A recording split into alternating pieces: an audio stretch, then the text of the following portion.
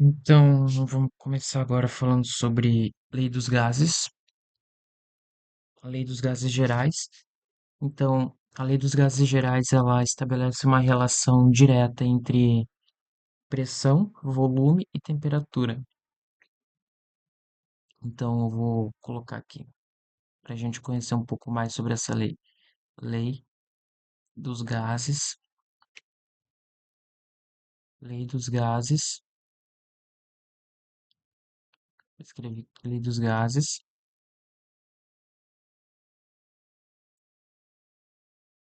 ideais. Lei dos gases ideais.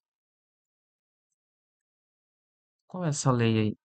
Essa lei, ela me diz que o produto entre pressão vezes o volume, ela é igual ao produto da constante de mols vezes uma constante R vezes uma temperatura. Uma coisa que é importante eu destacar aqui é que essa temperatura, ela é somente em kelvins,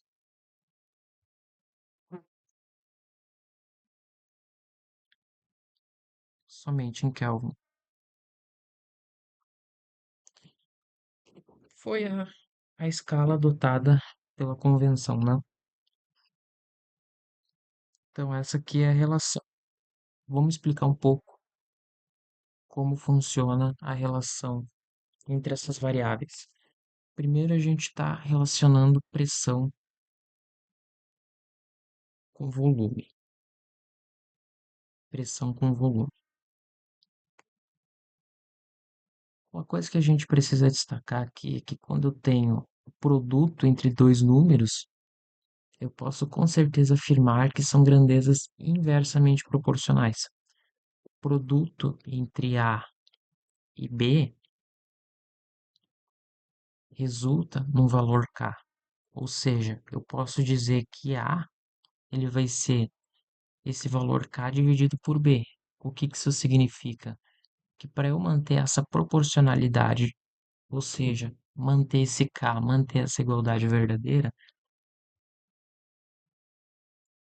eu tenho que aumentar o B, porém eu vou diminuir o A na mesma proporção. Vale a mesma coisa aqui. Se eu diminuir o B, eu tenho que aumentar o A, de modo a manter a proporção, de modo a manter essa igualdade, manter essa constante K. Então, eu posso dizer que pressão e volume resulta uma constante K. Logo, a pressão ela vai ser inversamente proporcional ao volume. Eu posso escrever também dessa forma. O que isso significa? Que em um recipiente, para eu manter constante algum parâmetro ali dentro, quando eu aumento o volume, analisando, claro, pressão e volume, mantendo constante todas as outras, quando eu aumentar o volume, eu tenho que diminuir a pressão. Como que isso se aplica, por exemplo, na prática? Eu tenho aqui um recipiente. Dentro desse recipiente, eu tenho gases. E o que que eu vou fazer com esse recipiente? Eu vou submeter ele a uma redução de volume. Inicialmente, o que que ele tem? Inicialmente, esse volume aqui, esse recipiente ele tem um volume que eu vou chamar de volume inicial, e aqui eu vou ter uma pressão inicial. Quando eu submeter esse volume, esse recipiente a uma redução de volume, a pressão dentro dele vai aumentar drasticamente. Por quê? Porque são relações inversas. Se eu diminuo o volume, eu tenho que aumentar a pressão. Então aqui eu tenho um volume inicial, eu tenho uma pressão inicial, aqui eu tenho um volume final, uma pressão final.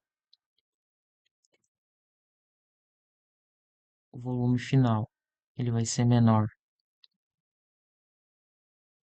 que o volume inicial, consequentemente a pressão final ela vai ser muito maior que a pressão inicial. Essa é a relação entre pressão e volume. Agora, qual é a relação entre pressão e número de partículas, ou número de mols? Eu venho de novo para a mesma relação matemática. PV, N, R, T. Agora eu vou relacionar a pressão com o meu número de mols. Eu vou manter constante o volume, vou manter constante isso aqui e isso aqui. Pressão, nesse sentido, ela vai ser diretamente proporcional ao número de mols. Na prática, duas grandezas que são diretamente proporcionais, elas se dividem. Então, eu tenho mais ou menos isso aqui. O que isso significa? Significa que se eu isolar P, eu tenho K vezes N. Se eu aumentar o valor de N, eu aumento consequentemente a pressão. Se eu diminuir o valor de N, também diminui a pressão. Onde que isso se aplica? Nesse exemplo aqui.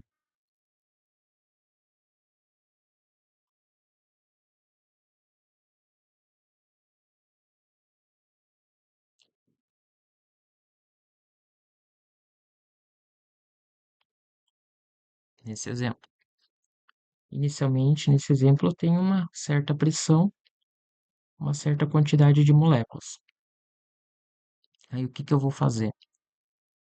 Eu vou ligar nesse outro recipiente um cano. E esse cano ele vai começar a injetar ar ali dentro do meu recipiente. Ou seja, ele vai puxar ar de fora e ele vai levar aqui dentro. Então eu vou ter a inserção de novas partículas ali dentro, de mais quantidade de moléculas, e isso vai fazer com que a minha pressão ela aumente significativamente.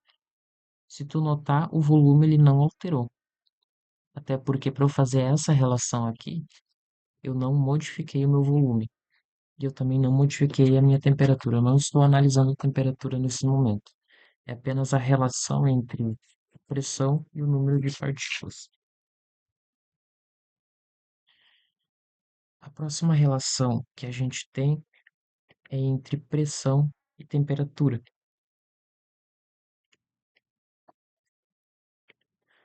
Então, é a relação entre pressão e temperatura. Como que se estabelece a relação entre pressão e temperatura? A gente parte do mesmo princípio. Pressão vezes volume, nRT. A relação entre pressão e temperatura, ela é exatamente a mesma de pressão e número de partículas.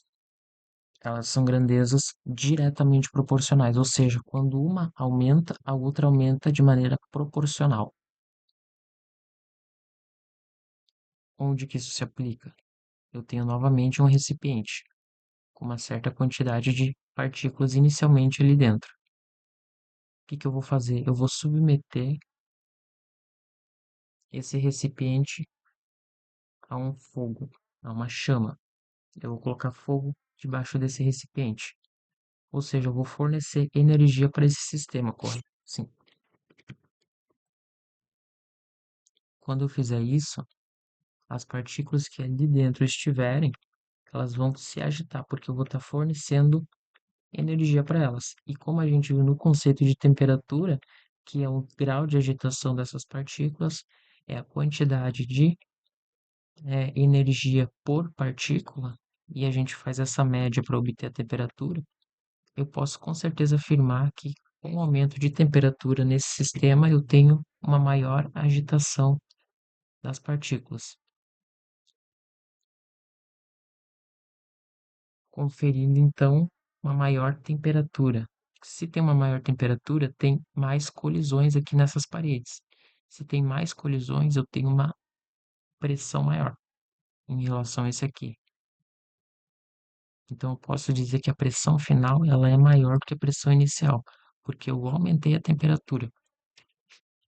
Se eu não tivesse aumentado a temperatura, não teria acontecido. Outra coisa importante citar é que tem troca com o meio, tá? Tudo isso que eu falei tem troca no meio, tem troca de calor com o meio, mas a gente vai entender melhor isso mais para frente. A última relação que eu quero trazer aqui é a relação entre pressão e volume, que são grandezas, eu acho que eu até já falei, né? Pressão e volume, acho que eu já falei sobre pressão e volume. Sim, já comentei. Então, só para finalizar aqui, voltando para nossa expressão matemática, a gente relaciona essas grandezas, claro que sempre ao mesmo tempo, onde eu tenho que pressão ela é diretamente proporcional ao número de partículas, diretamente proporcional à temperatura e inversamente proporcional ao meu volume, assim como o volume ele é inversamente proporcional à pressão, diretamente proporcional ao número de partículas, diretamente proporcional ao meu à minha temperatura. Isso aqui a gente vai entender muito melhor nas transformações gasosas.